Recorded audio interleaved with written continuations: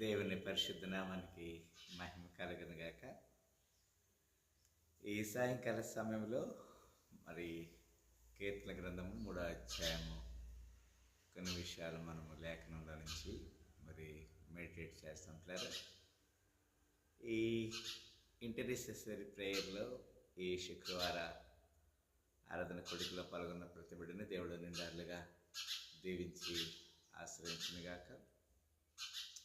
కీర్తనలు 3వ అధ్యాయము మనము కొన్ని నిమిషాలు లేఖన భాగాన్ని ధ్యానం చేస్తాం. యెహోవా నన్ను బాధించేవారు ఎంతో విస్తరించినారు, నా మీదకి లేచేవారు అనేకులు అని చెప్తున్నాడు.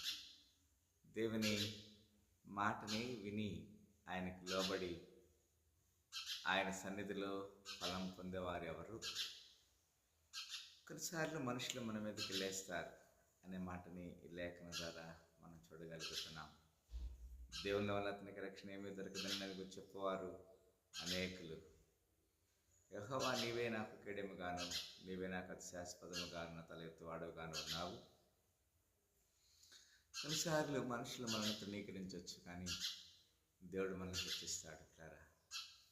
దేవుని హెచ్చింపుని చూసి మనం ముందుకు సాగాలి తప్ప మనుషులు మనల్ని బాధ పెడుతున్నారని ఏమాత్రం కూడా మనము బాధపడకూడదు, కృంగిపోకూడదు. అందుకే యెహోవా నీవే నాకు కేడెముగాను, నీవే నాకు అతిశాస్పదముగాను, నా తల ఎత్తువాడవుగాను ఉన్నావంటాడు. ఎలుగెత్తి నేను యెహోవాకు మొరపెట్టినప్పుడు ఆయన తన పరిశుద్ధ పర్వతము నుండి నాకు ఉత్తరం ఇచ్చెను. యెహోవా నాకు ఆధారం కావున నేను పండుకొని నిద్రపోయి మేలుకొందునంటాడు. కొన్నిసార్లు ఆయన మనకు ఆధారంగా ఉంటే మనం పండుకొని నిద్రపోయి మేలుకొంటాం. అది మనుషులందరికీ వచ్చేది కాదు. Nobody cannot get without God's plan. దేవుని కృప లేకపోతే ఇది జరిగేది కాదు. ఈ ఇంటర్సెసరీ ప్రేయర్లో నీకు నెమ్మది కావాలని దేవుడు కోరుకుంటున్నాడు. ఈ లేఖన భాగం ద్వారా మనకు అర్థమవుతుంది. 10,000 మంది దండెత్తి నా మీదకి వచ్చి మోహరించిన నేను భయపడను. యెహోవా లెమ్ము, నా దేవాలు నన్ను రక్షింపుము. నా శత్రువులందరినీ దవడెముక మీద కొట్టేవాడవు నీవే, దుష్టుల పళ్ళు విరగొట్టేవాడవు నీవే. దేవుడు ఇది చాలా చక్కని మాట మనకు అర్థమవుతుంది. దవడ ఎముక మీద కొడతాడు, దుష్టుల పళ్ళు విరగొడతాడు. దేవునికి వ్యతిరేకమైన పని ఆయన ఒప్పుకోడు. రక్షణ యెహోవాది, నీ ప్రజల మీదకి నీ ఆశీర్వాదము వచ్చునుగాక. రక్షించడం అనేది, శిక్షించడం అనేది మనుషుని యొక్క విధేయత అవిధేయతల మీద ఆధారపడినది కనుక మనం సరి చేయబడదాం.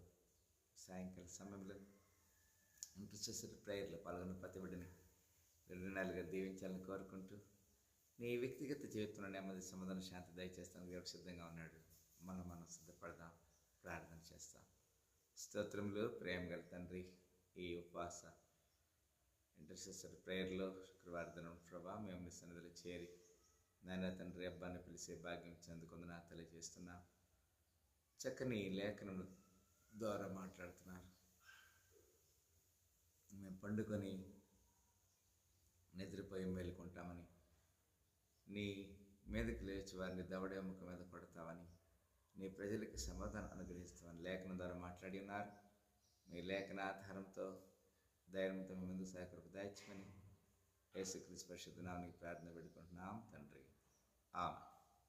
మరొకసారి ఈ ఇంటర్సెసరీ ప్రేయర్లో పాల్గొన్న ప్రతి బిడ్డను దేవుడు నిండాలుగా దీవించి ఆశ్రయించును గాక.